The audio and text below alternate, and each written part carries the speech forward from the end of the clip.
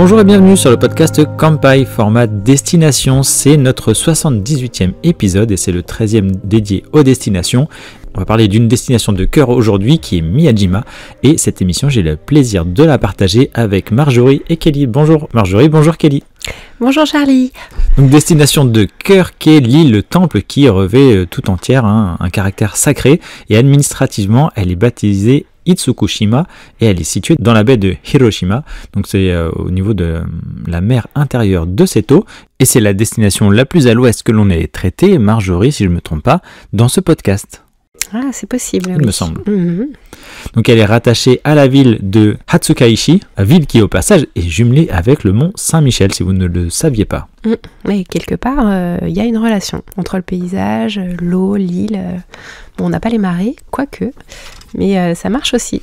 C'est dommage que ce podcast ne soit pas illustré, puisque vous auriez pu avoir l'image en tête directement. Donc depuis le centre de la capitale de préfecture du Chogoku, tristement connu pour son bombardement atomique en août 1945, et d'ailleurs on fera peut-être une capsule ou un podcast sur cet événement-là, évidemment. Et on y accède très facilement en bateau, ou on appelle aussi des ferries, et on va dédier aussi une partie du podcast à ça, parce que vous allez voir que pour y accéder, c'est quand même assez facile. Et comme pour toutes les destinations que l'on aborde en podcast, eh bien, on va vous présenter les atouts de ces spots pour un voyage au Japon et comment du coup l'intégrer dans votre séjour. Si on peut en introduction, Marjorie, citer quelques points clés, eh bien on pourrait commencer avec le grand Tori, le Hō-Tori. Oui, qui est donc l'image d'Épinal de Miyajima, donc c'est l'énorme porte Tori vermillon que vous voyez sur la mer. Et donc c'est l'une des 3 plus belles vues du Japon, donc Nihon Sankei, avec Amano Ashidate et puis la baie de Matsushima. Donc c'est vraiment, voilà, quand on veut présenter Miyajima, et c'est l'image qu'on a utilisée pour le podcast, c'est le Hō-Tori de Miyajima qui appartient au sanctuaire Itsukushima dans la baie, et donc il est dans l'eau. Et puis comme d'habitude, on dédiera aussi dans ce podcast une partie à l'histoire, et ça c'est Kelly qui s'en chargera, et on rentrera bien plus en détail, et on reparlera de ces 3 plus belles vues du Japon justement. Oui. On a aussi donc le patrimoine historique et religieux qui est classé au patrimoine mondial de l'UNESCO, et en premier lieu le magnifique sanctuaire Itsukushima Jinja, dont une partie des pavillons est submergée par les marées. Donc c'est vraiment très joli, et c'est pour ça qu'on va à Miyajima, et c'est toutes les photos qu'on voit, les vidéos sur les réseaux sociaux, etc. Et quand vous êtes sur place, vous retrouvez ça, et c'est vrai que c'est magnifique. On retrouve aussi des cerfs chikas en liberté, comme à Nara, mais c'est pas tout à fait pareil. Eux, on les nourrit pas, on en reparlera après, mais ils sont en liberté et on les laisse tranquilles. Et on a aussi, c'est une île aussi qui est forestière, donc il y a énormément de sentiers de randonnée, donc à travers les monts qui composent l'île, ou alors au bord de la mer, on pourra voir ça, c'est fait avec des guides, etc. Et on a un joli panorama sur la mer intérieure de Seto, notamment depuis le sommet du mont Mysen.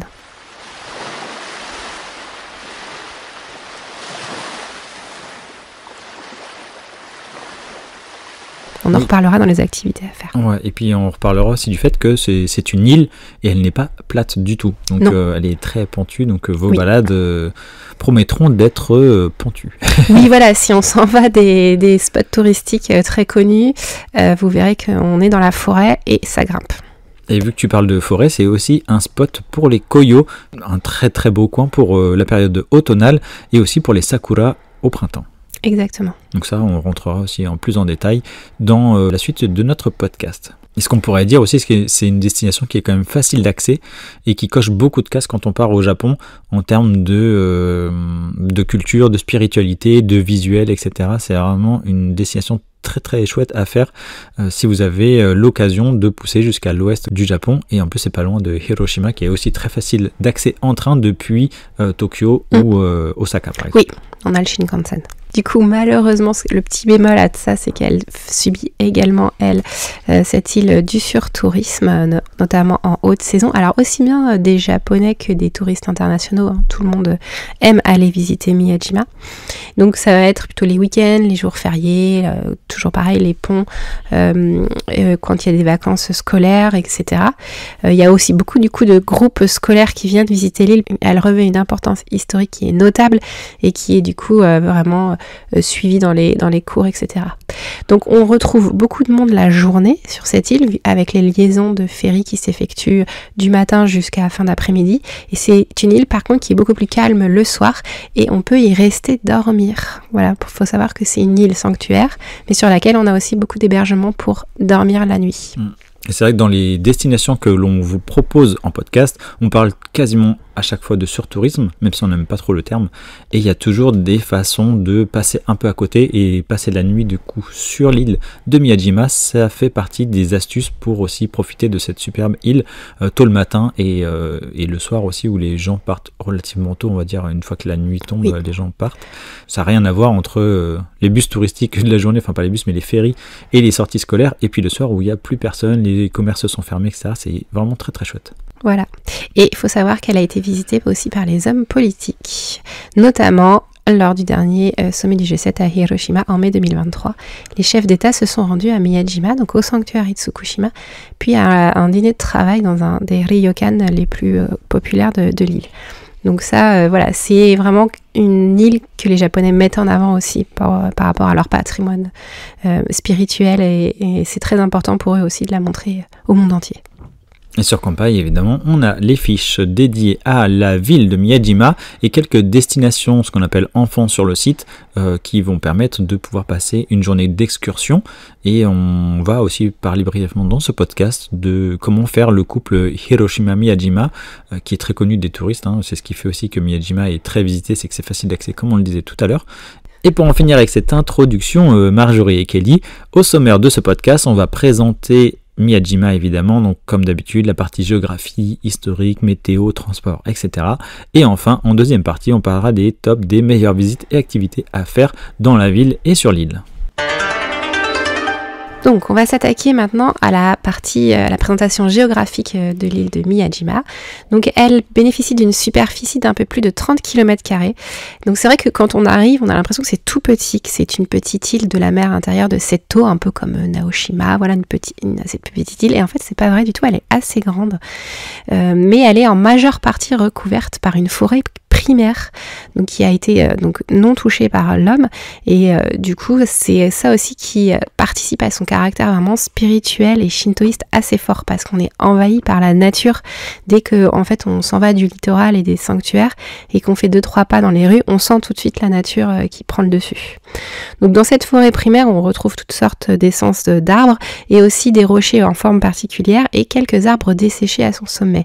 Et c'est ce qu'on peut voir dans les randonnées que l'on recommandera de faire avec des guides parce que c'est vraiment pas bien indiqué. Donc faudrait pas non plus se perdre. Donc il y a plusieurs monts qui se dressent dans cette île, dont le plus connu et accessible celui-ci est le mont Misen. Il culmine à 535 mètres d'altitude, qui est le point culminant de l'île. Donc il n'y a pas de haute montagne, on est sur des monts ou des petites montagnes, mais ça permet quand même d'avoir un joli panorama sur la mer intérieure de Seto et les autres îles qui sont autour et jusqu'à la baie d'Hiroshima, on voit la ville en fait en face. Donc tout en haut, il y a des structures aussi d'observation avec, ça on en parlera peut-être pour les randonnées, mais des structures pour prendre le temps en haut ensuite d'observer tout ça. Puis il y a des rochers aussi sur lesquels on peut grimper pour avoir différents points de vue. C'est ça, puis on retrouve aussi des petits pavillons de bouddhistes et sanctuaires shinto, etc. au sommet. Donc c'est sur le littoral nord face à la ville d'Hiroshima que se concentrent les sites touristiques et les infrastructures pour les habitants. Donc et tout est faisable à pied une fois qu'on a débarqué au port. C'est ce qui est pratique aussi avec cette ville, c'est dès qu'on débarque, après on est assez libre. Si vous savez où est votre hébergement, enfin si vous n'avez pas trop de route pour l'hébergement, tout est piéton, donc c'est vraiment très pratique. Oui voilà, faut imaginer quand même que vous vous déplacerez à pied, il n'y a pas de bus, de ligne de bus, etc. Tout est faisable à pied, il y a peut-être des taxis ou des navettes pour certains gros hébergements, mais sinon on est sur quelque chose d'une dimension à échelle humaine. Donc la grande majorité de l'île elle est sauvage, notamment sa partie sud-ouest, avec, donc c'est ce qu'on disait, plusieurs sentiers de randonnée à faire. La route côtière ne fait pas le tour complet de l'île, notamment le littoral sud n'est accessible que par bateau. Et vous trouverez en fait plusieurs petits sanctuaires qui sont face à la mer. Alors il y a des rituels en fait shinto qui sont faits chaque année. Et donc il y a certains sanctuaires qui sont visités comme ça par les prêtres du sanctuaire Itsukushima ou des autres temples qui arrivent par bateau et qui font en fait des prières dans ces petits sanctuaires là. Et sinon, si vous faites, vous, des excursions en bateau, ou alors que vous faites même un petit peu de paddle, etc., vous pourrez arriver sur ces côtes-là. Après, faites attention, il y a des rochers, etc. Enfin bon, ça reste une île qui est quand même restée vraiment sauvage pour une bonne partie. Et pour l'anecdote, il existe des plages où on peut se baigner en été à Miyajima, pour ceux qui se posent la question. Donc la principale, elle est sur la côte nord-est. Donc quand vous débarquez au port, en fait, vous allez d'habitude vers le sud, et là, en fait, vous partez de l'autre côté, vers l'est. Et ça s'appelle Tutsumigaora. Donc ça, c'est la plage, il y a un site de camping, etc. Vous pourrez vous baigner en toute sécurité à Miyajima en été, et uniquement, juillet et août. C'est là où c'est surveillé, où il y a les installations qui sont mises en place. Merci Marjorie pour ce point géographie, et comme à chaque podcast destination, en tout cas autant que possible, on va passer la main à Kelly pour le point histoire, parce que c'est toujours bien d'avoir un point de vue historique sur les endroits où vous allez aller au Japon. Et peut-être avant ça, j'ai une question, Kelly. Est-ce que entre les termes de Miyajima et Itsukushima, est-ce qu'il y a vraiment une différence? Puisque nous, on utilise les deux. Donc, est-ce que tu peux nous éclairer déjà là-dessus? Ça peut peut-être introduire la partie histoire. Oui, donc comme tu viens de le dire, Charlie, l'île de Miyajima est aussi appelée Itsukushima, en référence au sanctuaire, donc qui est classé à l'UNESCO. Et ce nom Itsukushima, il évoque à la fois la nécessité d'un état de pureté pour servir les dieux, donc c'est un nom assez ancien, et il renvoie aussi aux divinités qui sont vénérées au sanctuaire Itsukushima, qui sont, pour l'anecdote, les 3 filles de Susanoo, un des dieux majeurs du panthéon shinto japonais. Le nom de l'île a un peu évolué au fil du temps, et à l'époque de Heian, donc autour du 9e au 12e siècle, on parle de Itsukushima Daimyojin, et Daimyojin, ça signifie grand sanctuaire. C'est plus tard, à partir de l'époque d'Edo, que le nom de Miyajima apparaît. Et Miyajima signifie l'île sanctuaire. Aujourd'hui, la tendance, qui n'est pas gravée dans le marbre, mais qui permet de naviguer un petit peu dans les dénominations, c'est d'utiliser le nom Itsukushima quand on parle de l'île sur le plan administratif ou historique. Et Miyajima, on l'utilise plutôt pour le côté touristique, puisque en plus pour le public étranger, c'est beaucoup plus facile à prononcer et à comprendre. Et en intro, et aussi maintenant, tu as parlé du fait que l'île était un sanctuaire, donc ça veut dire qu'elle a un statut d'île sacrée, c'est ça? Oui, tout à fait, Charlie. L'île a un statut sacré depuis très longtemps, probablement depuis le début du peuplement de la région. Et on sait avec certitude elle l'était déjà avant même la construction connue du premier sanctuaire Itsukushima, qui a été construit au VIe siècle. On le sait car on a découvert des traces de culte sur le mont Mycène, qui précèdent le milieu du VIe siècle. Et donc, le statut sacré n'est pas limité aux seuls édifices du sanctuaire, mais s'étend à toute l'île. Elle a longtemps fait l'objet de nombreux interdits. Par exemple, jusqu'à la Deuxième Guerre mondiale, donc jusqu'à très récemment, on n'avait pas le droit d'y utiliser des outils de fer pour bêcher la terre, ainsi que des outils de tissage, parce que c'était des objets pointus. Et jusqu'en 1868, donc jusqu'à la révolution de Meiji, on ne pouvait pas y couper les arbres. Donc déjà, ça fait 2 critères, 2 restrictions quand même très contraignantes pour développer l'île. Oui, c'est ça, et même si on pouvait y habiter, puisque les desservants du sanctuaire et des lieux de culte vivaient sur place, on n'a pas le droit officiellement d'y mourir ou d'y naître. 2 grosses contraintes encore, hein. Voilà. Mais c'est vrai que c'est lié aussi, donc c'est une raison liée à la religion shinto, puisque ça va toucher à certains tabous qui considèrent par exemple la mort et le sang comme impurs. Oui, tout à fait, et bon, ce sont des tabous qui sont très importants, mais par contre ça n'a pas empêché l'île d'être l'objet de guerres notamment, ou de batailles. Je vais l'évoquer un petit peu dans le résumé historique que je vais dérouler à l'instant. Donc ce que tu veux dire, c'est que du coup en termes de mort et de naissance, Miyajima a vu son lot de sang couler, évidemment. Oui, alors surtout en question sur le plan des morts. Aux origines, si on peut dire, la construction du premier sanctuaire Itsukushima est avérée en 593, donc à la fin du VIe siècle. Et d'autres temples, cette fois bouddhistes, ont été édifiés assez tôt, comme Daiganji, qui est dédié à la déesse Benten, et qui était aussi édifié à la même époque. Et Daishoin, le temple Daishoin qui surmonte le mont Mycène, a été fondé en 806 par Kukai, qui est aussi connu sous le nom de Kobodaishi, célèbre pour avoir fondé le pèlerinage de Shikoku, entre autres. Et Benten, à ne pas confondre avec le dessin animé Benten. Pour les personnes qui ne sont pas encore trop vieilles. Voilà. Il y a peut-être un lien, je sais pas, il faut voir avec les créateurs, il y a peut-être une idée derrière. Benten, c'était aussi la déesse de la guerre de temps en temps, donc voilà. Quoi qu'il en soit, les grands généraux et les nobles japonais y ont laissé leur marque, et particulièrement vers la fin du XIIe siècle, en 1168, Taira no Kiyomori, qui était le chef du clan Taira, rival du clan Minamoto et proche de l'empereur Go-Shirakawa à l'époque. Concrètement, c'était l'homme le plus puissant du Japon de son temps. Taira no Kiyomori a contribué largement à la reconstruction du sanctuaire, qui a alors pris sa configuration actuelle. Donc quand Kiyomori a financé la reconstruction du sanctuaire, l'île possédait déjà des structures de récolte du sel depuis l'Antiquité japonaise, une importante monnaie d'échange. Il a souhaité aussi favoriser le commerce avec la Chine, et donc décrète que Itsukushima devient le sanctuaire protecteur de la route maritime entre les ports de Hakata, à Fukuoka, à Kyushu, et le port de Owada no Tomari, qui est un port dans la mer intérieure de Seto,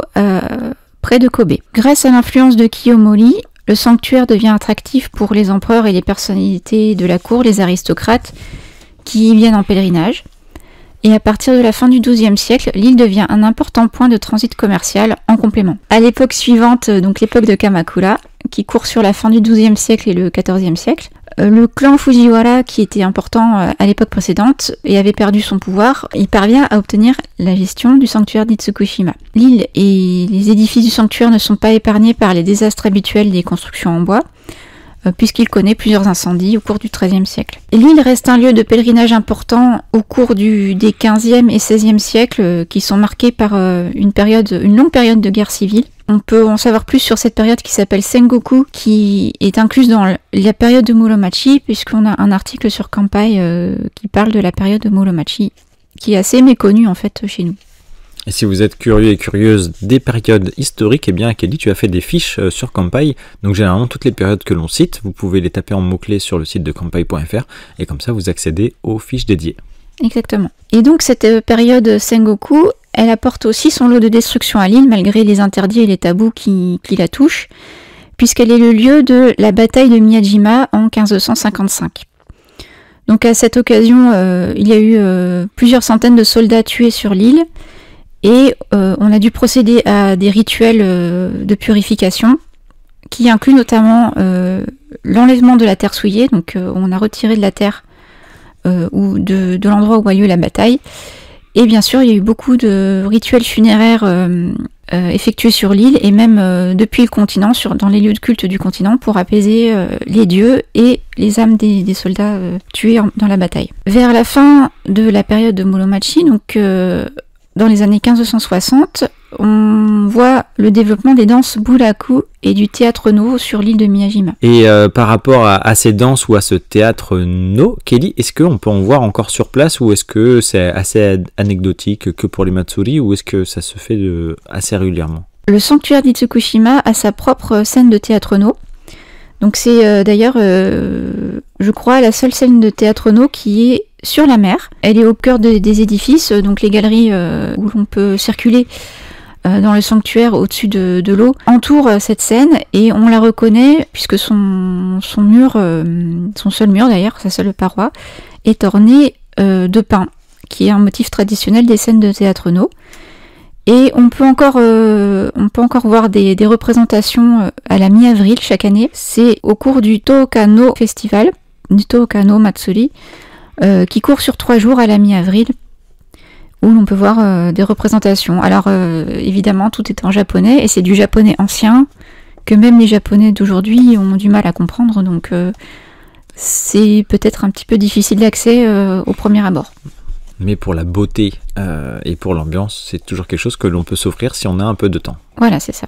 Bon, il y aura du monde. Oui. Et c'est en plein air, du coup, c'est pas recouvert. Hein, oui, c'est en plein air, oui, tout à fait. Si on a de la place dans les galeries, on sera un peu abrité, mais c'est le principe, en fait, à la base de tous les théâtres, tous les types de théâtres, enfin, tous les théâtres no étaient en plein air. Autre particularité de la fin du XVIe siècle, on commence à développer le savoir-faire local du shamoji. Le shamoji, c'est une cuillère en bois qui est utilisée pour servir le riz. Et on peut en voir des représentations en grande taille sur toute l'île. Et en acheter aussi comme souvenir de notre passage. À la fin du XVIe siècle, Toyotomi Hideyoshi, qui était un des unificateurs du Japon, un des 3 unificateurs du Japon, techniquement l'homme qui régnait sur le Japon. Vous pouvez en savoir plus sur l'article de Kanpai consacré à la période d'Azuchi Momoyama. Il y fait construire un sanctuaire qui s'appelle Toyokuni Jinja, ou Senjokaku actuellement, pour prier pour les soldats morts lors de ces campagnes. Ensuite, l'époque d'Edo, donc entre le XVIIe et la fin du XIXe siècle, ne note pas d'événements significatifs, si ce n'est que Miyajima est désigné comme l'un des 3 plus beaux paysages du Japon en 1643, avec Amano Hashidate qui se trouve sur la mer du Japon dans la préfecture de Kyoto, et Matsushima qui se trouve actuellement à proximité de Sendai, du côté du nord-est du Japon. Et si je dis pas de bêtises, ces 3 plus beaux paysages, ils sont encore d'actualité, c'est encore comme ça qu'on les désigne d'ailleurs. Oui, ça reste des classiques et qui sont reconnus comme tels au Japon. Ensuite, avec l'époque Meiji qui commence à la fin du 19e siècle, l'île commence un peu à s'ouvrir à l'extérieur, et à partir de 1900, un service de bateaux régulier est mis en place pour accueillir davantage de pèlerins, mais aussi des touristes. Et c'est comme ça que ça commence. Voilà, les ennuis commencent. Enfin, à la fin de la Seconde Guerre mondiale, donc comme vous le savez, l'île de Miyajima se trouve à proximité de Hiroshima. Et en 1945, au cours du bombardement atomique, l'île a été atteinte par le souffle de la bombe qui a détruit, pulvérisé les vitres des habitations. Mais globalement, l'île n'a pas été trop impactée et elle a même pu servir de refuge pendant quelques jours après le bombardement. Depuis, l'île de Miyajima est devenue très populaire et touristique, et elle est régulièrement offerte en étapes aux chefs d'État qui visitent le Japon au cours des réunions internationales comme les sommets du G7. Et c'était le cas d'ailleurs en 2023, au dernier G7 qui avait lieu à Hiroshima. Autrement, pour tout ce qui est anecdote administrative, je sais pas si ça se dit. On va le garder, on va dire que c'est fait maison ça. Voilà. En termes de particularités administratives, l'ensemble de l'île a été intégré au parc national de Seto Naikai en 1934. Et Seto Naikai, c'est la mer intérieure du Japon. Et depuis le 3 juillet 2012, le site est désigné comme un site Ramsar. Donc Ramsar, ce sont les zones de protection des zones humides de l'ONU. Et pour la partie transport, eh bien pour accéder à l'île de Miyajima, ou autrement dit Itsukushima, eh bien c'est très facile, notamment par bateau, enfin exclusivement on va dire par bateau, depuis Hiroshima notamment, avec des liaisons qui sont très régulières, plusieurs fois par jour, avec les trajets principaux qui sont les suivants. Donc depuis le port de Miyajimaguchi, on va mettre environ 10 minutes de traversée, c'est environ entre 200 et 400 yens aller-retour. C'est aussi gratuit à noter avec le JR Pass, il est inclus dedans, le ferry. Donc vous avez accès à Miyajimaguchi en train via la ligne Sanyo, donc c'est une ligne JR, ou avec le tram de la ligne 2. Donc ça par contre, ce tram là il n'est pas couvert par le JR Pass. Vous avez aussi le JR West Miyajima Ferry, donc le premier départ de Miyajimaguchi il se fait à 6h25 et le dernier départ depuis Miyajima à 22h14. Pour celui-ci, pour le JR West Miyajima Ferry, il y a au maximum 4 rotations par heure. Donc vous voyez que vous avez quand même pas mal d'allers-retours possibles. Il existe également la compagnie Matsudai qui elle n'est pas compatible avec le JR Pass. Autre accès, là on parlait depuis Miyajimaguchi, c'est au plus proche. Sinon vous pouvez aussi partir depuis le mémorial de la paix de Hiroshima, donc c'est à peu près à 45 minutes de trajet. Le prix est environ de presque 14 €. Vous avez aussi une sorte de pass à 25 € quasiment, qui est valide lui 2 jours. Donc attention parce que vu qu'il y a des marées hautes et basses, et parfois le service il va être suspendu pour cause de coefficients soit trop bas ou trop haut, donc il faut bien se renseigner à l'avance sur le site officiel aussi de la compagnie Aquanet Hiroshima. Et donc vu qu'on parle de Aquanet, elle propose des départs, le premier de Hiroshima à 8h30 et le dernier départ depuis Miyajima à 17h30, et il y a environ une rotation par heure, donc là il y a moins d'aller-retour possible. Et il existe aussi une autre liaison depuis le port de Hiroshima, ça met environ 30 minutes, ça coûte 2100 yens environ. Et donc là, on va se faire un stop au Prince Hotel Port via la compagnie Setonaikai Kisen. Donc on a 3 principales portes d'entrée pour aller sur Miyajima, qui sont donc Miyajima-guchi, le Mémorial et le port de Hiroshima, via aussi le Grand Prince Hotel Hiroshima. Donc ça, c'était pour des explications pour l'accès. Et vous avez la taxe de séjour de 100 yens, donc c'est un peu moins d'€1, qui est collectée par l'opérateur du ferry. Très généralement, c'est compris dans votre billet, ou alors c'est à payer en supplément. Par exemple, si on voyage avec le JR Pass. Donc prévoyez de la monnaie pour ce faire. Mais voilà, c'est moins de 1€, donc généralement, on a quand même un peu de monnaie sur soi. Et pour notre partie dédiée à l'hébergement, ce qui est pratique aussi, en parlant de Miyajima, c'est qu'on y est tous allés ici, ce qui n'est pas forcément tout le temps le cas. Là, on y est vraiment allés tous les 3, plus d'autres membres de l'équipe, donc on a pas mal de retours à vous faire. On retrouve une offre d'hébergement très intéressante sur Miyajima, et rester une nuit, c'est totalement recommandé, notamment pour éviter ce qu'on appelle le surtourisme, mais aussi pour profiter tout simplement de l'île et de son hébergement le soir au calme. Oui, on va retrouver traditionnellement les auberges ryokan avec tout l'univers à la japonaise, d'accueil à la japonaise, et puis des bains aussi onsen qui sont présents pour se délasser le soir. Oui, parce que c'est une île volcanique et donc il y a des sources chaudes sur l'île. Oui, de toute façon, il y a des sources chaudes partout au Japon. Et vu que ces hébergements, ils ne courent pas non plus les rues sur l'île, ce type précis d'hébergement, là, les ryokan, eh bien, n'hésitez pas à réserver bien en avance, puisque les places sont chères, et puis c'est une île aussi de plus en plus prisée par les touristes étrangers également. Oui, et c'est quand même un nombre limité, c'est ce qui assure aussi le soir d'avoir vraiment une île au calme, et ça garantit ça. De toute façon, l'expansion de l'urbanisation de l'île, elle n'est pas prévue au programme, donc ce qui existe et ce qui est. Donc oui, il faut... Si vous voyagez à des hautes saisons touristiques, il faut bien s'y prendre en avance.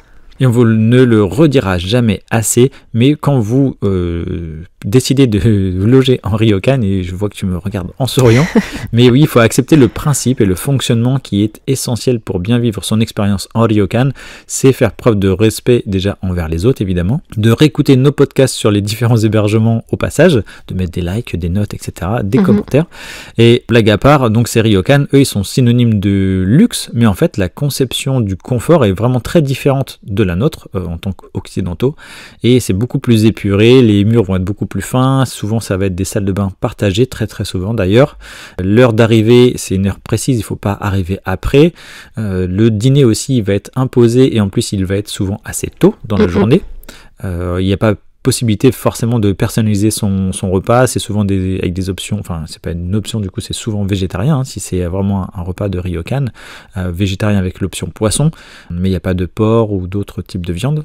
Oui, on peut pas tout, en fait, si vous avez des allergies vraiment très importantes, vous pouvez le spécifier. Après, il y a des choses pour lesquelles ils pourront pas accéder à votre demande parce que ça fait partie en fait de la façon dont ils cuisinent. Donc s'ils utilisent du dashi et que vous ne voulez absolument pas de poisson et que vous avez un régime végétalien, ce sera très compliqué pour eux de s'adapter.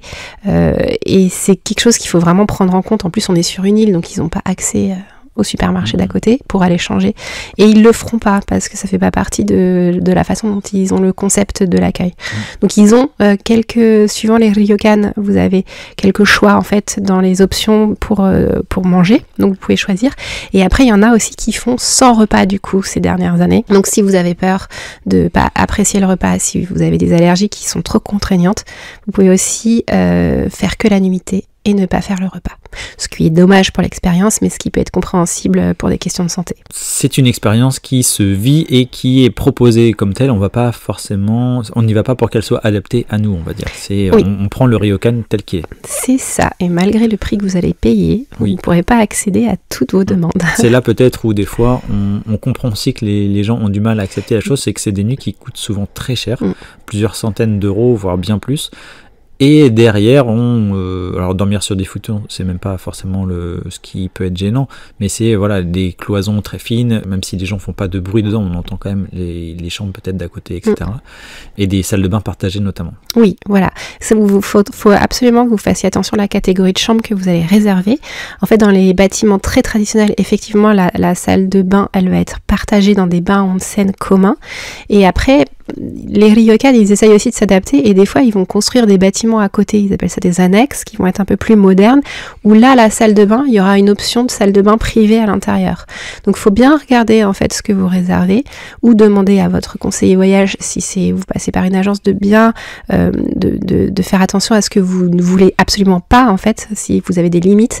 Et si ça, c'est une limite pour vous, il faut bien le préciser en amont pour que en fait, on puisse réserver au plus proche de votre besoin, votre désir, tout en sachant que voilà, tout sera dans un nombre limité. Donc on pourra faire ce qu'on peut. Et après, sur place, c'est difficile de changer, faut le savoir. Oui, en plus, ouais. On n'a pas encore de fiche sur l'hébergement dont on va parler, mais on en aura une très prochainement, puisqu'on a fait notre petite nuitée là-bas. C'est l'Iwaso, donc n'hésitez pas à regarder des photos sur internet, parce que c'est l'hébergement peut-être le plus connu de l'île. Il a été fondé en 1854 et il se compose de plusieurs bâtiments autour d'un jardin intérieur magnifique.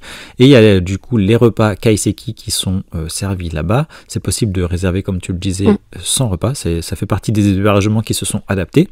C'est des chambres avec des tatamis, avec des balcons vus sur le parc. Le parc Momiji-dani, c'est aussi celui qui sert de spot à Koyo, mais on y reviendra tout à l'heure. Par exemple, ici, il n'y a pas de salle de bain privée, c'est un vieux bâtiment dans son jus historique, on va dire. Voilà, et si vous voulez l'option salle de bain, il faut choisir son annexe qui s'appelle Shikan et qui est une annexe plus moderne. Donc vous ne serez pas dans le bâtiment historique du 19e siècle, vous serez dans une annexe un peu plus moderne. Mais là, vous avez des options de salle de bain privée. Alors, même pas dans toutes les chambres, vous avez des options. Oui, vraiment, regardez toutes les options des chambres, quitte à les contacter en avance. Voilà. Et puis, pour sortir de l'Iwaso, vous avez aussi d'autres ryokan qui sont aussi plus récents. On peut vous en citer quelques-uns. Vous avez le Itsukushima Iroha, Jukeiso et Kinsuiken, qui lui propose une literie possible avec des lits à l'occidental et toilettes et salles de bain privatives dans toutes les chambres. Et après, si vous sortez du principe du ryokan, on trouvera aussi sur Miyajima des hôtels classiques comme le Grand Hôtel Harimoto ou alors des hébergements plus modestes, plus locaux comme celui que tu avais fait, Charlie. Ah oui, c'était une guest house et pour vous donner le nom, c'était Mikuniya. Et bien, c'était hyper pratique. Déjà, c'était très proche de l'endroit touristique et des marchés, etc. Et puis de la porte. À pied, c'était vraiment très proche. Il y avait possibilité de repas où en fait, inclus dedans, il y avait le repas du soir. Alors, c'était générique, il y avait que un repas et c'était tout le temps le même toute la semaine. Mais ça permettait de ne pas avoir aller au combini le soir. En plus, c'est un peu plus rare sur l'île d'avoir sa nourriture comme on veut. Il y avait un bain privé aussi. Alors, je suis pas sûr qu'il venait d'une source chaude. Un sento. Ouais, c'était sans doute un sento, mais c'était possible de le réserver gratuitement aussi. Et les chambres étaient très très belles, avec un peu comme l'Iwaso où elle donnait sur une cour intérieure, hyper bien entretenue, c'était sur du tatami, etc. Et en ayant comparé les photos de certaines chambres de l'Iwaso à cette guest house qui était beaucoup moins chère, en vrai, on n'y voyait que du feu, c'était quasiment pareil. Et le personnel hyper gentil, c'était une belle salle aussi il y avait pas mal de gens qui travaillaient, qui sans doute s'offraient une petite pause dans leur semaine, qui venaient travailler dans ce salon, c'était vraiment très chouette. Oui, ça devait être sympa comme cadre de travail.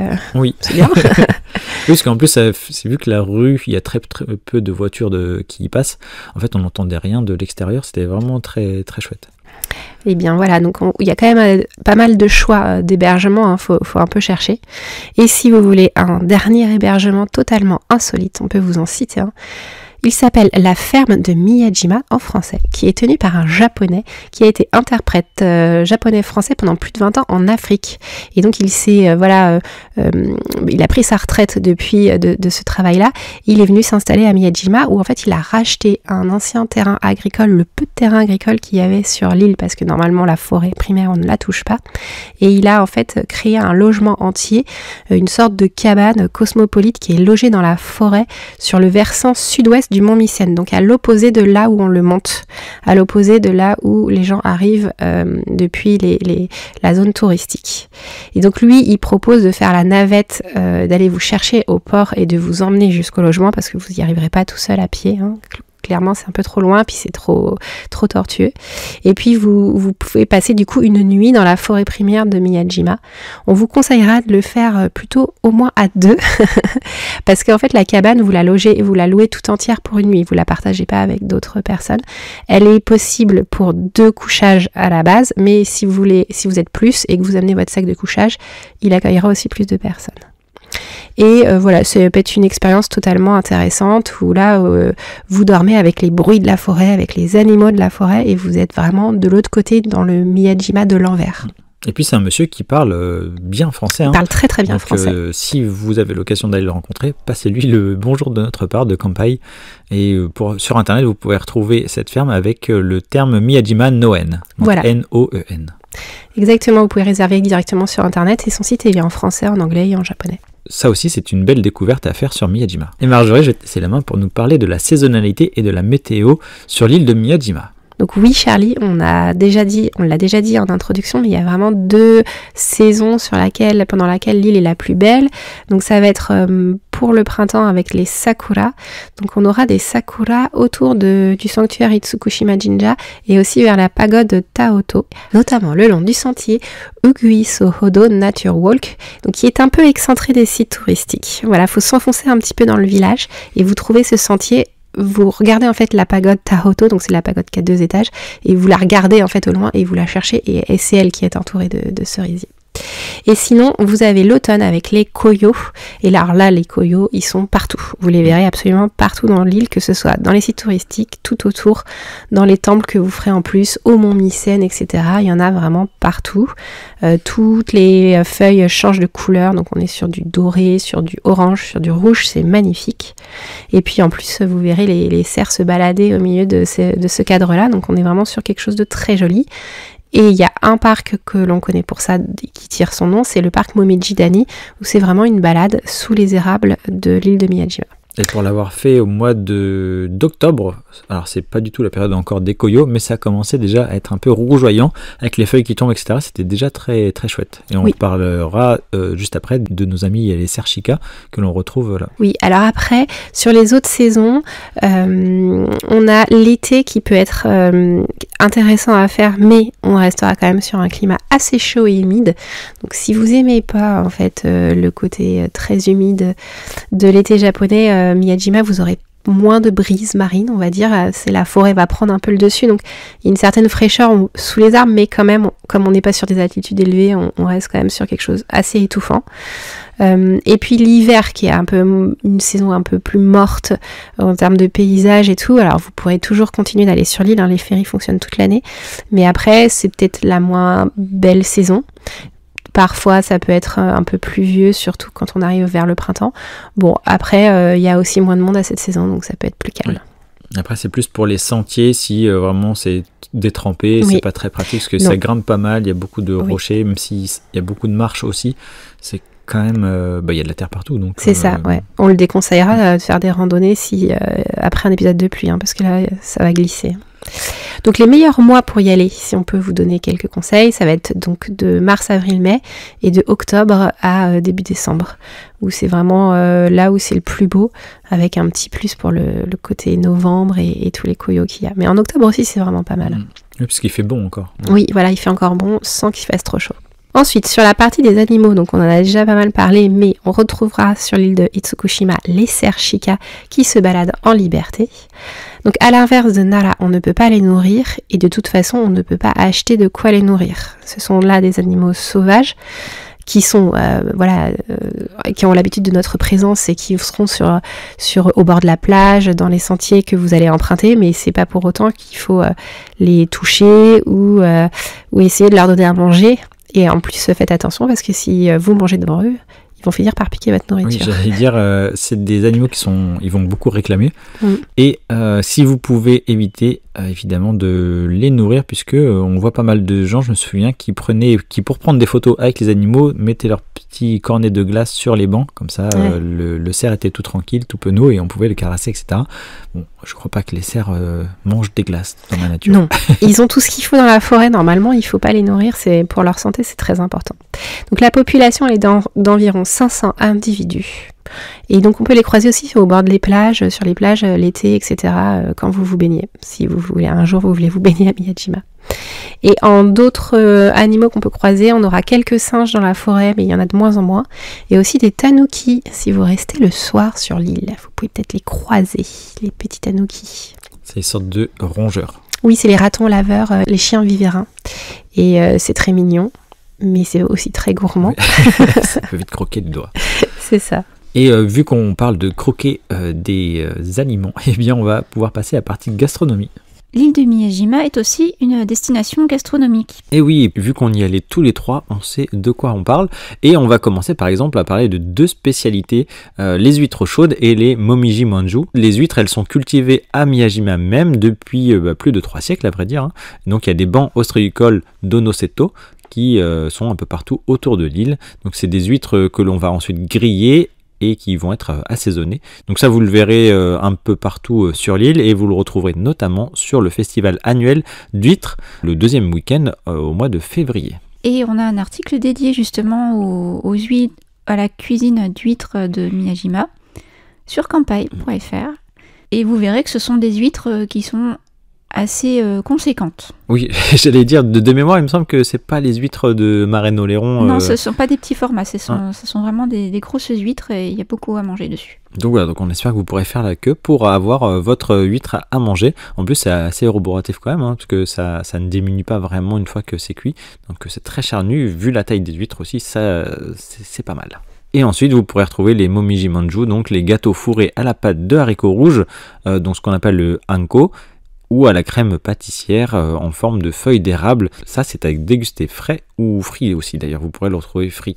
Et on trouve aussi l'okonomiyaki de Hiroshima et l'anago keli. Donc ça, c'est de l'anguille d'eau salée. Oui, voilà, c'est servi en anago meshi ou en unadon, c'est-à-dire des filets d'anguille servis avec du riz. Donc ça, les filets d'anguille, on en a parlé rapidement avec Gaël en podcast Actu parce que c'est vrai que c'est en plein boom, notamment avec la demande des touristes aussi, qui sont très friands de cette spécialité-là. Bah, c'est délicieux. Petite pensée à Maïté. C'est vrai qu'elle est traitée à sa façon, on va dire. Voilà, fallait les manger. Hein. Ouais. Bref. Et donc ça, c'est impossible de louper les spécialités si vous traversez notamment la Shotengai de Miyajima, donc Miyajima Omotesando Shopping Street, qui est entre l'embarcadère du ferry et le sanctuaire de Itsukushima. Donc là, on a quelques bonnes adresses, Kelly, à vous recommander. Oui, tout à fait. Alors, dans un premier temps, pour un petit encas ou un goûter, il y a quelques petits restaurants, enfin quelques petits cafés à visiter, notamment le Rokaku Tea House, qui s'appelle aussi Hexagon Café. Donc Hexagon, c'est parce que Rokaku, ça veut dire 6 côtés. Qui se trouve au temple d'Aishoin. On peut s'y reposer tranquillement pour boire un thé, se rafraîchir avec une glace kakigori en été, ou éventuellement manger un petit curry qui est fait maison pour son repas de midi. Et ils ont aussi des options véganes. Le café Yukari Chaya se trouve près du sanctuaire. Le café Machikado est un petit salon de thé qui est très bien pour le goûter ou un déjeuner rapide. Et enfin, Momijido Nibanya est une pâtisserie qui est spécialisée dans les momiji manju. Et nous, on vous recommande ceux qui sont frits, qui sont délicieux. Et pour ce qui est des restaurants, si on veut manger un peu plus de façon conséquente, il vaut mieux aller autour du sanctuaire principal, donc éviter la galerie marchande dont on vous a parlé tout à l'heure, Miyajima Omotesando Shopping Street, puisque évidemment elle est très touristique et il y a peu de place pour s'installer. Les restaurants qui sont plus près du sanctuaire proposent généralement des menus avec soba, donc des nouilles de sarrasin, accommodées avec quelquefois avec des huîtres frites et ils pratiquent des prix assez abordables, assez corrects. Et pour l'anecdote, la galerie marchande a son propre magasin Ghibli et vous pouvez revenir avec un petit souvenir Ghibli. Hors de prix. Généralement, c'est ce qui se passe. Tout à fait. Pour terminer cette première partie, Marjorie, on peut aussi évoquer les Matsuri, bien qu'on en reparlera dans les activités à faire dans notre seconde partie. Eh bien, il faut savoir qu'il y a différents temples et sanctuaires qui organisent des festivals tout au long de l'année, et en voici les principaux. Oui, on a le Kangensai, qui est le rituel Shinto principal en fait du sanctuaire Itsukushima Jinja et qui a lieu à partir du 17 juin. Et ensuite, selon l'ancien calendrier lunaire, la date exacte change tous les ans. Donc pour cet été, il faut attendre un petit peu pour savoir exactement quand est-ce que ce festival aura lieu. Donc c'est un festival de bateaux donc qui flotte sur l'eau et dans la baie de Miyajima, avec sur lesquels qui transportent voilà des musiciens et des prêtres donc qui font de la musique et qui disent des prières. Et aussi on a des mikoshi, donc là où on transporte les divinités qui arrivent par bateau. Donc c'est un festival qui se déroule en nocturne, donc en fin d'après-midi, jusqu'à un peu plus tard dans la nuit. Et puis vous avez les stands yatai, il y a tout le folklore qui va avec les matsuri. Et il fait beau au mois de juin, donc on peut rester tard la nuit.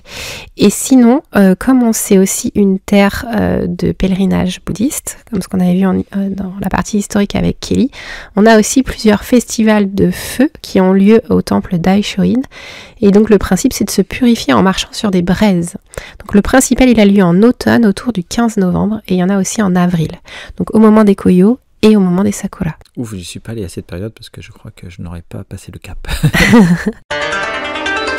Et après cette longue présentation de l'île de Miyajima, on va vous parler des tops des meilleures visites et des activités à faire sélectionnées par Kampai en partie 2. Donc c'est parti Marjorie, et on va commencer avec le classico, c'est-à-dire que en priorité sur une journée de découverte, d'ailleurs même si c'était une redécouverte, l'incontournable du centre-ville touristique, c'est bien sûr le Otori, qui est la porte dont tu nous parlais tout à l'heure, et on le voit direct depuis le ferry quand vous allez arriver sur l'île, et ensuite après la traversée de la Shotengai.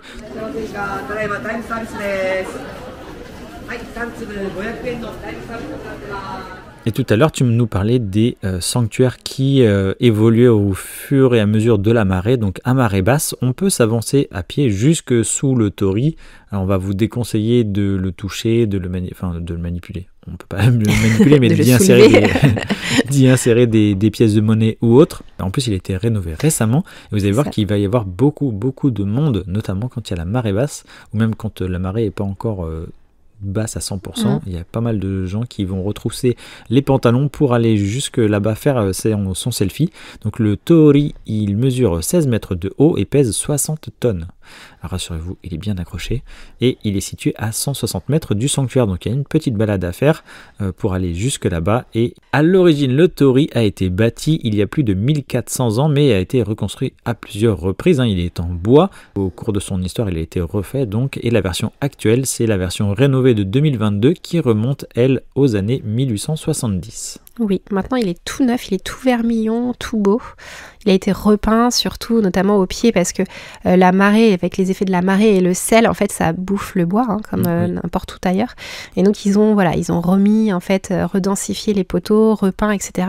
C'est pour ça qu'on vous dit de pas insérer des pièces de porte-bonheur, parce que c'est ce que font les Japonais aussi, mais c'est vrai qu'ils avaient tendance à mettre dans les fentes de bois les pièces. Ça fragilise, en fait, la structure. Donc, on le fait plus maintenant, surtout qu'elle est toute belle, toute neuve. Et on en profite pour prendre des photos, pour s'avancer jusqu'au pied. Alors on peut le traverser, ça dépend aussi du coefficient de la marée, si ça vous permet en fait d'avancer. Sachez que vous êtes sur un bord de sable, il n'y a pas de vase dans lequel vous allez vous enfoncer, donc c'est assez facile de s'avancer à pied sans trop se salir ou être dégoûté par la vase. Et la journée, vous aurez la chance de voir les cohortes de scolaires avec leurs petits chapeaux jaunes souvent. Il y a vraiment beaucoup de monde en journée. Et ce qui est bien avec ce tori, c'est que on peut l'observer de façon différente tout au long de la journée, que ce soit avec les marées hautes ou basses, et puis selon la luminosité, la météo, le coucher de soleil, etc. Il y a plein de vues en fait sur ce tori qui sont vraiment magnifiques. Et le soir, il est éclairé. Oui, le soir il est éclairé, et à notre grande surprise, on a pu nous-mêmes constater que parfois il y avait des jet skis qui passaient avec beaucoup de musique dessous sur des tours, parce que c'était des gens qui ont loué des jet skis avec des japonais qui leur vendaient la prestation. Donc je sais pas comment ça se fait, mais si ça se fait souvent ou si c'était ponctuel. Exceptionnel.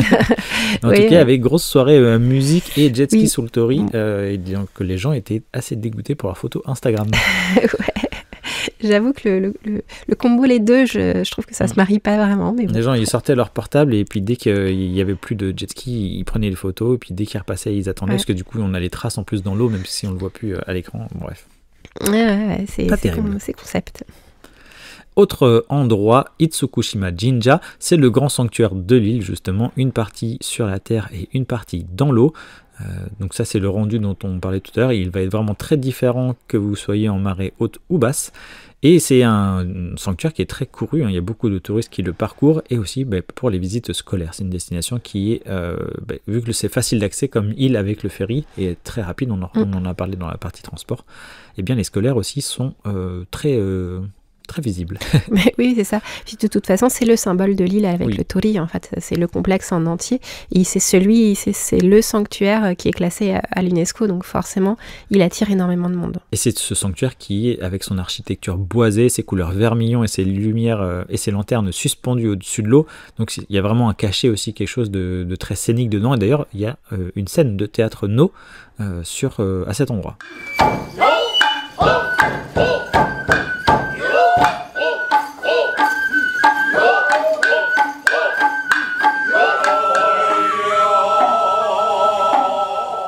Oui, voilà, on l'avait prise en photo sur Kanpai, donc vous pourrez aller le voir. Il est même dans l'article qui traite du théâtre No. Et donc ça, c'est inscrit au patrimoine mondial de l'UNESCO depuis 1996. Exactement. Ensuite, on peut sortir un peu donc du sanctuaire principal et aller au temple bouddhiste Daishoin qui appartient à la branche Shingon et qui est situé au pied du mont Misen. Donc, il est magnifique, ce temple Daishoin. C'est vraiment un incontournable à faire à notre sens quand vous êtes à Miyajima pour la journée. Donc on peut y retrouver 500 statuettes bouddhistes Rankan, et il a été fondé par Kobodaishi comme un pèlerinage en fait, où vous montez au fur et à mesure jusqu'au sommet du mont Misen, parce qu'il faut savoir qu'en fait le temple il va jusqu'au sommet et vous retrouverez des petits pavillons au sommet de ce mont-là. Donc il y a beaucoup d'escaliers, c'est pas vraiment fait pour les personnes à mobilité réduite ou pour ceux qui ont des poussettes, etc. Il faut pouvoir monter les escaliers. Et c'est aussi du coup le point de départ pour l'un des sentiers qui permet de faire l'ascension du mont Misen, donc le Daishoin Course. Il est gratuit comme temple, mais une donation est recommandée, et en fait il est quand même assez magnifique, donc en général on met une petite pièce, celle que vous mettez pas dans le torii. C'est ce que j'allais dire. vous la multipliez puis vous la mettez au Daishoin. Et tu nous parlais du Daishoin Course, et souvent quand vous arriverez sur l'île, facilement vous aurez accès à des maps et ça va vous présenter les différents sentiers possibles, et puis selon si c'est plus nature, culture, spiritualité, etc. Donc, ou alors en amont, si vous avez sur votre portable une petite map comme ça peut être pratique pour savoir quel sentier faire en priorité. Donc celui-ci, on le recommande si vous avez les capacités en tout cas de le gravir. Oui, il est assez facile par rapport aux autres. Il y en a 3 en tout. Ensuite, on a le parc Momiji-dani, donc qui s'étend derrière en fait les sanctuaires, les temples et les petites rues résidentielles. Donc il signifie littéralement la vallée aux érables, et ce qu'on vous disait tout à l'heure, c'est vraiment un spot de koyo important, donc à l'automne. Et aussi on peut y voir les érables verts, les jeunes érables verts au début de l'été, donc ça peut être aussi magnifique en mai-juin. Là, on y retrouvera beaucoup de cerfs chikas qui se promènent. C'est une sortie plutôt au calme, dans la forêt. On est vraiment dans la forêt, il n'y a pas grand-chose d'autre à faire. Hein. Vous êtes dans la forêt. Et ça peut être bien si vous êtes avec des enfants et vous mélangez un petit peu visite spirituelle et puis après d'aller courir un peu dans la forêt, dans le parc. Ça peut être possible. Et si vous n'avez pas la chance de dormir à l'Iwaso, vous verrez l'Iwaso puisqu'il est juste à côté, enfin il est dans le parc. Oui, c'est ce qu'on disait, il y a une vue sur le parc Momiji-dani, effectivement. Et là où vous pourrez retrouver aussi des cerfs chikas, c'est en parcourant le mont Misen. Si vous avez accédé jusqu'au sommet, comme tu le disais tout à l'heure, il y a des pavillons bouddhistes tout en haut, donc bouddhistes et shinto également, qui appartiennent au Daishoin, donc c'est un seul et même temple, on va dire. Et donc ça vous offrira au final une belle récompense, il fait beau, puisque le panorama sur la mer intérieure de cette eau est juste magnifique, et on voit jusqu'à Hiroshima, donc partant dégagé, c'est vraiment top, et en plus c'est pas que un sommet dans le sens, c'est pas étroit, il y a vraiment de la place, comme on le disait tout à l'heure, il y a des structures aussi d'observation, que moi j'ai eu de la chance, quand je l'ai fait, on était je pense 3 ou 4 personnes tout en haut. Je sais pas du tout si parfois c'est bondé, ça je sais, j'ai pas de retour, parce que la structure est quand même assez haute à étage, donc je sais pas ce que ça donne quand il y a du monde, mais en tout cas si vous avez la chance de le faire solo, c'est vraiment magnifique. Voilà, et donc pour faire l'ascension du mont Misen, vous avez donc les sentiers de randonnée, il y en a 3, c'est ce qu'on disait tout à l'heure. Donc le Momiji-dani course, le Daishoin course qui est donc le plus facile, et le Omoto course qui est le plus escarpé, peut-être le moins conseillé pour une première visite à faire si vous revenez à Miyajima et que vous voulez un peu changer d'ambiance. Il faut compter environ 2 heures d'ascension. Alors c'est vraiment une durée approximative, ça dépend de la météo, de votre capacité à monter et aussi du nombre de personnes qui composent votre groupe. Si vous êtes tout seul, vous irez un peu plus vite, et si vous êtes avec des enfants en famille ou avec des personnes un peu plus âgées, vous mettrez un peu plus de temps. Donc c'est vraiment approximatif. Et puis pour l'anecdote, j'ai eu la bonne idée, vu que je ne m'étais pas du tout renseigné avant sur les randonnées, enfin sur le mont Mycène même, hein. Pour moi c'était complètement de la découverte. Je me suis levé le matin, vu que je dormais là-bas, et j'y suis allé en courant. Très mauvaise idée, ne faites pas ça. J'ai couru, mais la fin a été extrêmement dure. Là, du coup, il y a des marches non-stop. Mais c'est ça, on n'est qu'à 535 mètres d'altitude, mais quand même, ça grimpe. Oui. Et ce qui était très beau aussi, donc c'est déjà, si vous le faites le matin ou le soir, plutôt le matin, vous avez plus de luminosité, c'est de rencontrer ces cerfs-là qui se baladent dans la nature et au milieu des feuillages. Et vous pourrez observer aussi des personnes qui travaillent sur le long des sentiers, qui les entretiennent. Donc ils ont des petites clochettes pour faire du bruit généralement. Et ils balaient les endroits où il y a des marches. Et je me suis dit, waouh, quel dans taf. Un temple, oui. Effectivement. Oui, c'est magnifique à faire ça doit être très sympa. Très long aussi, c'est une tâche sans fin. Enfin, pour ceux qui peuvent pas marcher ou qui veulent faire la moitié, on va dire, en marchant, il y a un téléphérique. On aurait pu commencer par là. Oui, il y a un téléphérique qui permet de monter, donc pas tout à fait au sommet, mais à 100 mètres avant le sommet du mont Mycène. Donc après, vous aurez une petite balade à faire pour atteindre en fait le point culminant. Et pour vous donner un ordre d'idée de prix, c'est 1100 yens la montée et 2000 yens l'aller-retour si vous faites les deux. Soit une économie de 100 yens. C'est ça. Vous avez un changement à faire. En fait, c'est 2 appareils qui montent, 2 téléphériques. Donc il y aura un petit changement à faire. Donc c'est pas mal si vous voulez par exemple faire l'ascension à pied et redescendre en téléphérique. Beaucoup de gens le font. Si vous n'avez pas le temps ou qu'il fait pas beau ou qu'il a plu, vous prenez que le téléphérique si vous voulez aller en haut quand même. Donc voilà, ça permet de combiner un peu ce qu'on a envie de faire. Si on a le temps, s'il fait beau, et on peut redescendre en téléphérique. C'est joli aussi, vous avez des belles vues au-dessus de la forêt. Et une fois que vous êtes en haut, sachez que donc vous avez la plateforme d'observation, ce que tu disais, plusieurs pavillons à voir, et vous pouvez aussi vous balader un petit peu et aller jusqu'à la partie la plus reculée du temple, donc la partie Okunoin, elle existe aussi là-bas, et donc c'est là où vous retrouverez le côté cimetière de bouddhistes, etc. Et aller un peu plus loin, il faut suivre des petits panneaux, et vous cherchez Okunoin si vous avez un peu de temps au sommet. Et un petit point sur le téléphérique, donc le premier il monte aux alentours de 9h du matin. Du coup, si vous dormez sur place et que vous voulez vraiment personne, vous faites la randonnée avant cette heure-là. Ça, vous arrivez en fait en haut avant tout le monde et vous êtes vraiment seul au monde. Il faut savoir que dans les grosses journées où il y a beaucoup de touristes qui viennent et que le climat est favorable, vous aurez parfois un peu d'attente au téléphérique parce que les gens voudront monter tout de suite dessus. Donc on vous conseille, si vous dormez sur place, de le faire avant, ou alors de le faire entre midi et 2 quand tout le monde ira manger au restaurant. Ça peut être aussi une bonne idée. Et faut aussi faire attention, si vous le faites l'après-midi et le soir, aux horaires, pour vous caler avec l'horaire du téléphérique et avoir le temps de récupérer le ferry aussi au port. Et d'ailleurs, vu qu'on parle de randonnée, de balade, au Japon, il y a très peu de poubelles. Donc si vous partez avec votre pique-nique, prévoyez aussi de quoi pouvoir stocker tout ça, des sacs poubelles et puis des choses imperméables si vous avez du jus ou quoi que ce soit dans vos bagages. Oui. Et une petite serviette toujours, soit pour s'asseoir, soit pour s'essuyer, notamment si on marche à marée basse dans l'eau. Et enfin, on va pouvoir arriver à d'autres visites, Marjorie, qui vont être intéressantes si on reste plusieurs jours. Alors si on revient pour un deuxième voyage sur l'île de Miyajima, et on va pouvoir commencer en parlant de Senjokaku, ou alors aussi autrement appelé Hokoku Jinja. C'est un sanctuaire construit en 1537 pour Toyotomi Hideyoshi, c'est un vaste pavillon donc de plus de 1000 tatamis situé derrière Itsukushima Jinja. À côté de Senjokaku se trouve une pagode vermillon de 5 étages construite en 1407 avant le sanctuaire lui-même. Donc ça aussi c'est quelque chose qui est très très beau à observer.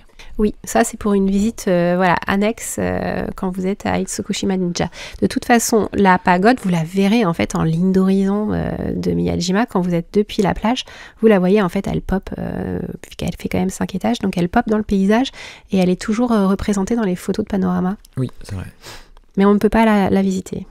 Et après, on peut aussi aller voir la plage dont tu nous parlais tout à l'heure. Oui, la plage Tsutsumi-gaora, donc qui est installée dans un parc naturel où les daims sont présents, les cerfs chikas. Et il y a aussi donc des emplacements de tentes de camping et de barbecue en plein air ouverts en été. Donc c'est vraiment sur les mois de juillet et août qu'on conseille d'y aller. La plage, elle fait à peu près 700 mètres de long et elle décrit une assez belle courbe. Elle est large et peu profonde, donc elle convient bien aux familles et aux jeunes enfants pour barboter.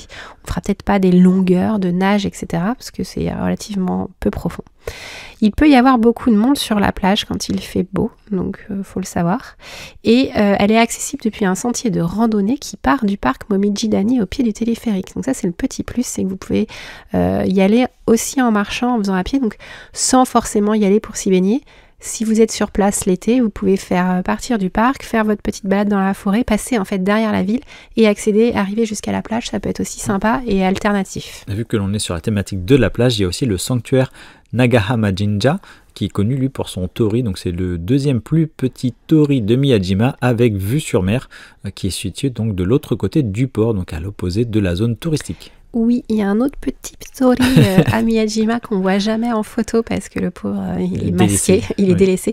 Alors il est sur la plage, il n'est pas totalement dans l'eau, mais il est sur la plage. Mais quand on prend la photo en fait depuis la rue, on voit la plage et le tori qui se font dedans. Donc voilà, ça c'est pour la petite blague. Si vous voulez faire plaisir, faire des petits quiz à vos amis, vous faites cette photo et vous dites alors c'est quel tori, on est sur quelle plage, etc. Et on est à Miyajima. Et après, on a aussi des visites plus d'intérieur, on va dire, avec le musée d'histoire et de folklore de Miyajima, qui est installé dans une ancienne maison de marchand. C'est à peu près 300 yens l'entrée. Et on va vous recommander soit si vous êtes amateur ou amatrice d'histoire, ou s'il pleut. Oui, voilà, c'est des petites visites annexes. Dans le même ordre d'idée, on a aussi le centre d'artisanat traditionnel de Miyajima, où on peut retrouver en fait tout ce qui concerne l'artisanat local et les spécialités gastronomiques. On va retrouver la fameuse spatule en bois japonaise qui sert de cuillère à riz, donc le shakushi, qui est un souvenir très représentatif de l'île. On en retrouvera un peu partout depuis la Shotengai entre le port et puis les sites touristiques. C'est un artisanat traditionnel qui possède une histoire de plus de 200 ans sur l'île. Et on peut y voir notamment dans la galerie marchande au début de l'île, au début du port, une cuillère monumentale qui s'appelle O-shakushi. Donc elle est vénérée. Et donc c'est autour de l'artisanat du bois. On peut également dans ces centres d'artisanat suivre un atelier de cuisine de Momiji Manju. Si vous avez envie de savoir comment ça fonctionne pour faire ces petites pâtisseries, parce qu'on les voit dans les boutiques, les plaques se remplir, cuire, etc. Et après, on peut le faire dans ce centre d'artisanat traditionnel. Et enfin, on pourrait en visite intérieure parler de l'aquarium public de Miyajima. Donc c'est plutôt une non-recommandation de Kampai. Oui, c'est une non-recommandation. En fait, c'est un aquarium public. Alors, il y a des choses sur lesquelles on n'est pas forcément très d'accord sur le traitement des animaux, notamment tout ce qui est spectacle d'otaries, de manchots, etc. Ou de petits cétacés, les marsouins aptères. C'est un petit cétacé, une sorte de beluga qui est surnommé la baleine de Setouchi. Donc là où c'est un peu la mascotte là-bas d'ailleurs. Voilà, c'est là où on se trouve. Donc sur ce côté-là, on est moins fan. Après, il y a une section qui est intéressante dans cet aquarium, c'est sur les huîtres.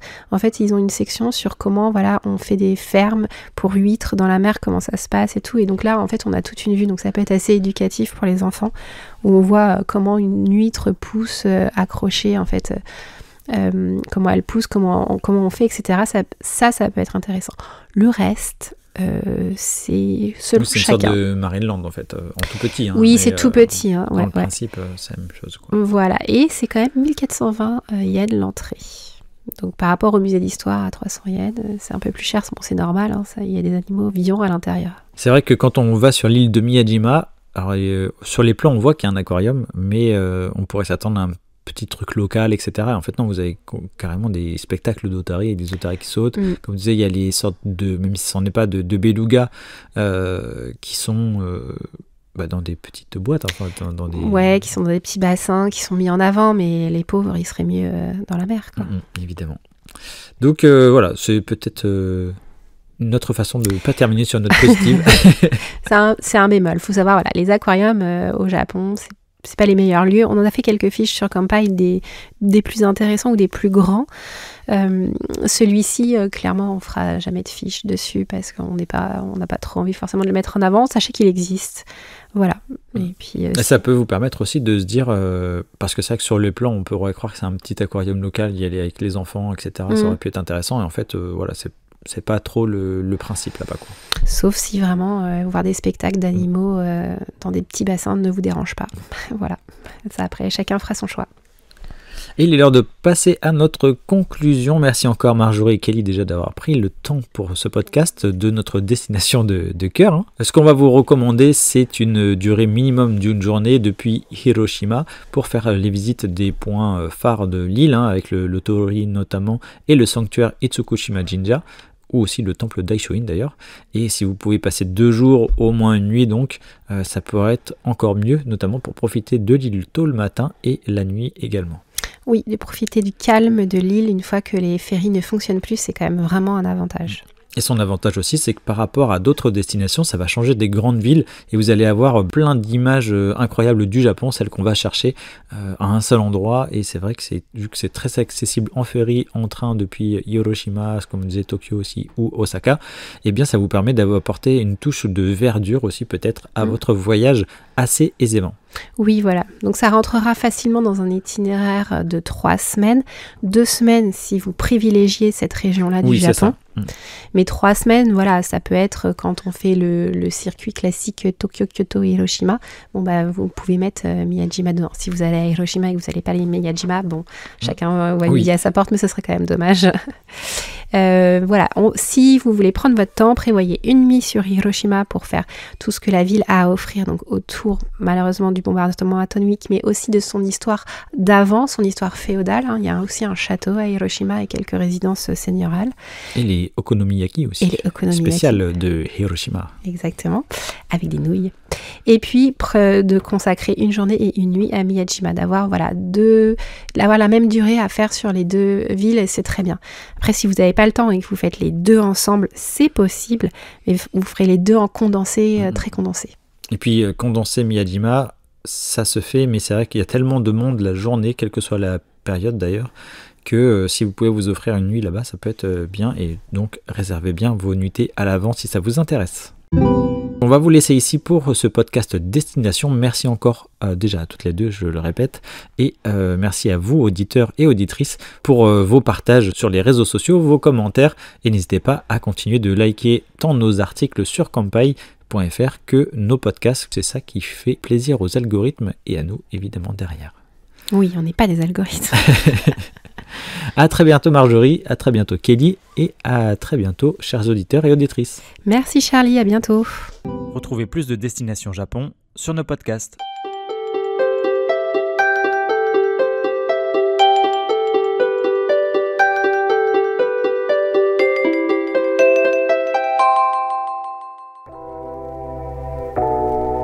Merci d'avoir écouté cet épisode du podcast Kanpai.